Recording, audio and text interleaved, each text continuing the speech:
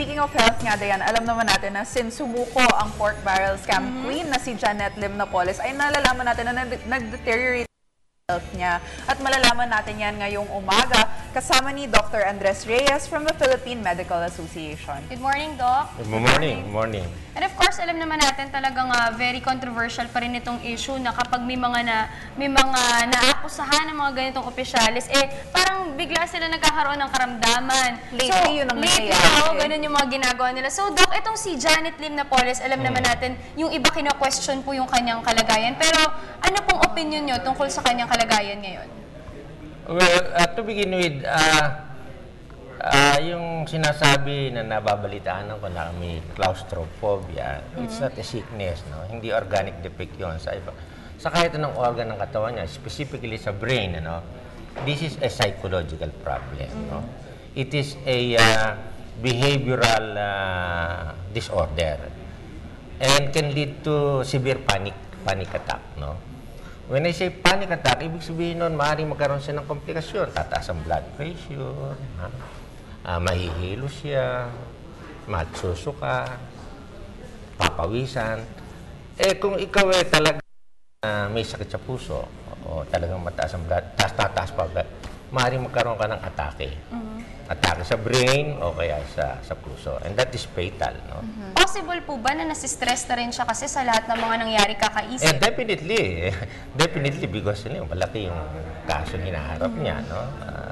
Yun. Kaya definitely, she is under stress. Okay. And Doc, so, emotionally upset, etc., etc. yes, Doc, yung claustrophobia, di ba parang fear siya of small spaces? Nakikita naman natin yung lugar kung saan siya nakalagay ngayon. Is this, I have not seen the place where she is detained, ano? It must be a small area. It's a small office actually na ginawa po nila. Yes, so, ewan ko kung may bintana yun, kung madilim, and if she is alone, kasi yan ang magiging ng claustrophobia. Pag maliit ang kwarto, madilim, walang bintana, natatakot yung tao. Okay. Dok, kasi yung kay Janet Lim Napoles, ni-request nila na magkaroon daw ng aircon kung saan ito i-detain. Kasi nga daw, may diabetic nga daw itong si Janet Lim Napoles kung saan kinakailangan pala, Carla, yung mga medicines niya na refrigerator din. So, kailangan din po talaga may aircon.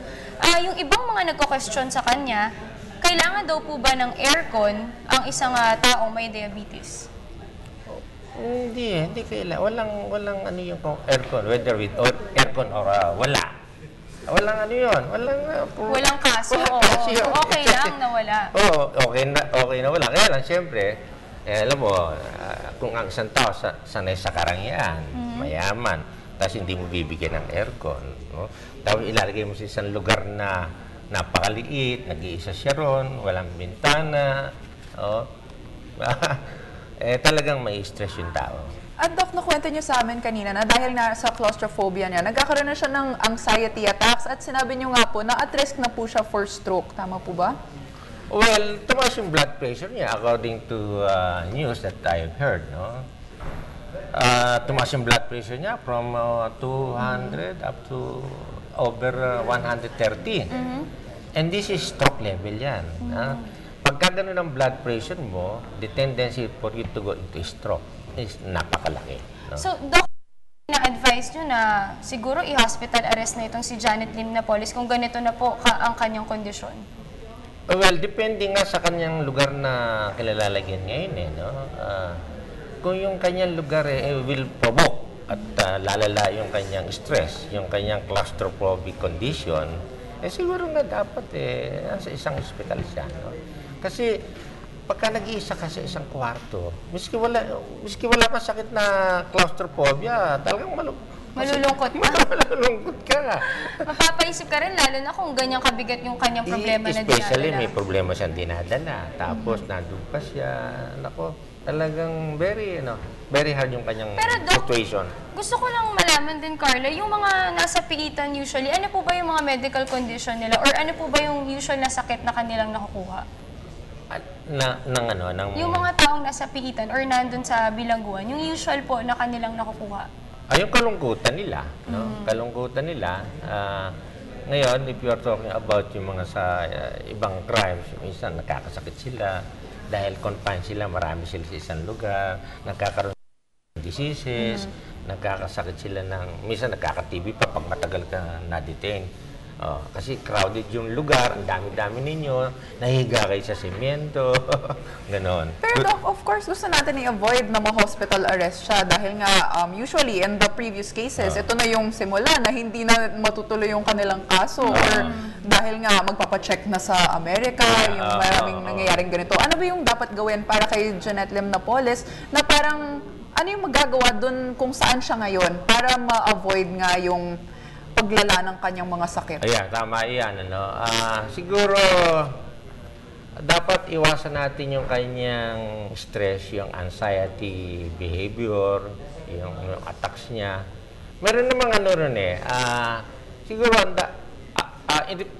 actually, before I continue, itong sakit na itong kanyang condition is a psychological problem. Yes. Psychological. Siguro, a psychologist has to enter into the picture para mabigyan siyang advices. It's a matter of talking to her para malaman niya.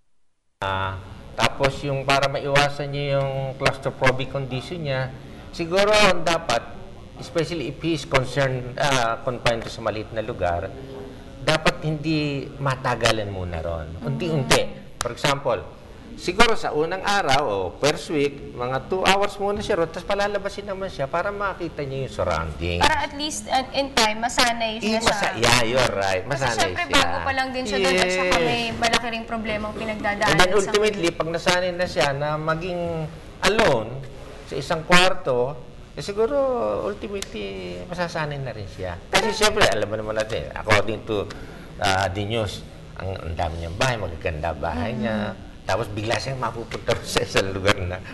So more of, parang pinag-usapan natin, Carla, dito, more of psychological problem. Psychological Siguro ito problem. rin yung dahilan kaya nagkakaroon siya ng anxiety attack. Definitely. Kaya nagsusunod-sunod, pati yung blood pressure niya tumataas. Oo, tumataas. Pero Doc, nagkakaroon naman siya ng mga bisita. So talagang nakakatulong to na may nakakausap Correct. siya.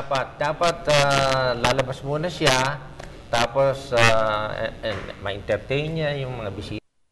Dati unti-unting maiiwasan niya yung psychological. Ayan, kung magkaroon siya ng psychologist, parang hitting 2 birds with 1 stone kasi may nakakausap siya, tapos natutulungan pa siya dun sa kanyang sa kanyang fear. pinagdadaanan niya. Maganda yun. Sana yung mga payagan siyang mabisita siya as often as possible. Pero, Doc, ano ba yung mga complications na maaaring dala ng diabetes at high blood pressure? Brain and heart attack. Ang diabetes kasi, ano naman yan, you can live very long with diabetes, no? As long as hindi ka dapuan ng komplikasyon. So, proper medication at saka sana din nga, Carla, maganda nga yung nasuggest mo, no, na may psychologist na kakausap sa kanya bukod sa kanyang lawyer at sa kanyang pamilya na makakadalaw doon. Para from time to time, na ilalabas niya, na-vent out niya yung mga nararamdaman niya. Siyempre, kahit ano namang may problema, talagang gusto rin ilabas yan. So, Doc, siguro, do you have any last message para sa mga viewers natin? Tungkol sa claustrophobia, okay. Napoles. Kay Napoles, siguro, or kung ano bang masasabi niyo, siguro na rin, sa mga viewers na rin natin, yung mga siguro, yung may mga sakit o mga nakakamdaman, kung paano nila mas mapapangalagaan ang kanilang mga sarili. Ayun na nga, siguro, under investigation pa naman si Napoles, siguro tignan din natin ang kanyang kalagayan, especially her health condition. No? By way of attending to her health problems, gaya na sinabi naman natin, kailangan maiwasan niya yung stress niya. By way, sinabi niyo nga, kailangan magkaroon siya ng bisita. This can be a good psychological approach para maiwasan niya yung kanyang problema. Yun lang. Okay, Alright. maraming salamat. Once again, that was Dr. Andres Reyes from the Philippine Medical Association. Maraming salamat po. Thank you so much, Thank you, Doc. sir.